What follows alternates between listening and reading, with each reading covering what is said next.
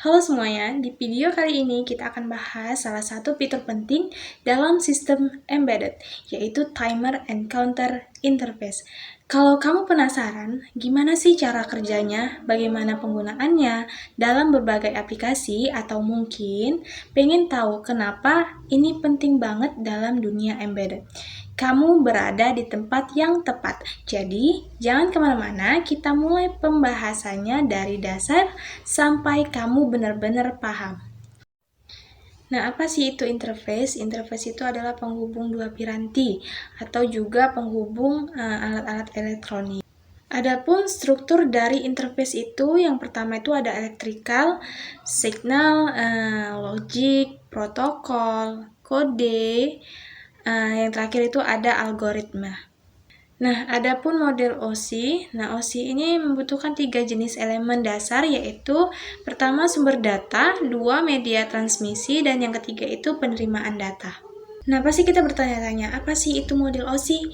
Model OSI ini adalah singkatan dari Model Open System Interconnection, menjelaskan 7 lapisan yang digunakan sistem komputer untuk berkomunikasi melalui jaringan. Nah, ini adalah model standar pertama untuk komunikasi jaringan, diadopsi oleh semua perusahaan komputer dan telekomunikasi besar pada awal 1980-an. Dan sejarah OSI itu diperkenalkan pada tahun 1983 oleh perwakilan dari perusahaan komputer dan telekomunikasi besar dan diadopsi oleh ISO sebagai standar internasional pada tahun 1984. Nah, layer model OSI ini terbagi sebagai berikut. Yang tingkat ketujuh itu adalah application layer, 6 presentation layer, 5 session layer, 4 transport, 3 network, 2 data link, dan yang tingkat pertama itu ada physical layer. Nah, kategori antarmuka peripheral itu ada 2. Yang pertama itu antarmuka analog, yang kedua itu antarmuka digital. Untuk menghubungkan dua peripheral yang berbeda sistem, salah satunya itu digital dan yang lainnya itu analog, kita harus menambahkan analog ke digital converter atau ADC dan digital ke analog converter atau DAC. Nah, selanjutnya itu ada timer and counter. Timer itu berarti waktu dan counter itu adalah penghitung. Nah, timer and counter ini adalah elemen yang menemukan aplikasi yang paling bervariasi di microcontroller. Mereka itu dapat melakukan tugas-tugas seperti mengendalikan LED dan memodulasi kecepatan motor. CPU menjalankan operasi bersama-sama dengan jam microcontroller. Selanjutnya itu real-time clock. Jam waktu nyata atau juga bisa disebut sebagai RTC, berada di PMC dan mempertahankan basis waktu yang akurat untuk perangkat lunak sistem dan aplikasi. RTC ini kepanjangan dari Real Time Clock, biasanya berupa IC yang mempunyai clock sum bersendiri dan internal baterai untuk menyimpan data waktu dan tanggal, sehingga jika sistem jam digital dengan microcontroller itu tidak aktif, waktu dan tanggal di dalam memori RTC tetap diupdate oleh sistem counter RTC. Salah RTC yang sudah populer dan mudah penggunaannya yaitu adalah DS1307. Nah, adapun fitur-fitur dari DS1307, yang pertama itu real time clock RTC, menghitung detik, menit, jam, tanggal, bulan, dan hari, dan tahun valid sampai tahun 2100. Yang kedua itu ada RAM 56 byte non-volatile untuk menyimpan data. Yang ketiga itu 2 jalur serial interface atau juga disebut 12C. Yang keempat itu ada keluaran gelombang kotak yang diprogram atau SQY out.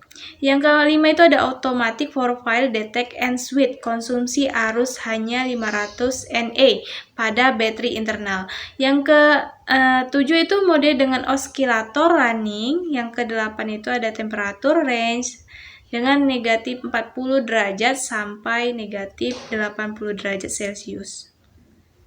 RTC itu merupakan suatu chip IC yang memiliki fungsi sebagai penyimpanan waktu dan tanggal. IC RTC yang digunakan dalam tugas akhir ini yaitu RTC DS1307 yang memiliki register yang dapat menyimpan data detik, menit, jam, tanggal, bulan, dan tahun. Nah, berikut ini keterangan dari fungsi masing-masing pin. Yang pertama itu ada VCC Primary Power Supply X1, X2, 32, 768K Hertz Crystal Connection. Yang kedua itu PBAT Battery Input Ground, Serial Data, Serial Clock, Out Software, dan Output Driver. Nah, antarmuka komunikasi paralel. Apa itu komunikasi paralel? Komunikasi paralel itu adalah metode pengiriman beberapa sinyal data secara bersamaan melalui link transmisi pada suatu waktu. Nah, ini terdiri dari beberapa saluran kabel secara paralel. Mode komunikasi ini mahal karena memerlukan kabel dan perangkat keras tambahan. Namun demikian, itu dianggap sebagai mode transfer yang cepat. Printer, RAM, ESA, ATA, SCSI, PCI, Frontside Bus, dan lain-lain menggunakan transmisi data paralel, mode data transfer. Nah, yang terakhir adalah kesimpulan dari timer and counter merupakan komponen penting dalam sistem microcontroller yang memungkinkan pengukuran waktu dan penghitungan peristiwa secara akurat melalui konfigurasi dan pemrograman yang tepat. Kedua elemen ini dapat diintegrasikan ke dalam berbagai aplikasi, mulai dari otomatisasi industri hingga sistem kontrol waktu yang presisi. Hasil pengujian menunjukkan bahwa penggunaan timer and counter ini dapat meningkatkan efisiensi dan akurasi dalam proses pengendalian dan monitoring.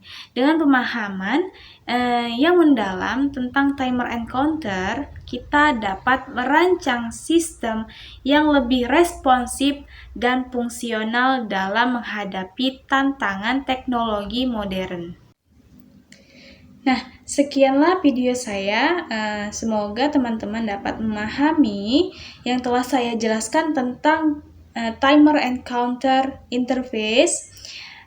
Jika teman-teman itu kurang memahami, teman-teman bisa komen. Nah, sebelum itu teman-teman harus like dan subscribe channel YouTube saya. Terima kasih teman-teman telah menonton video saya hingga akhir.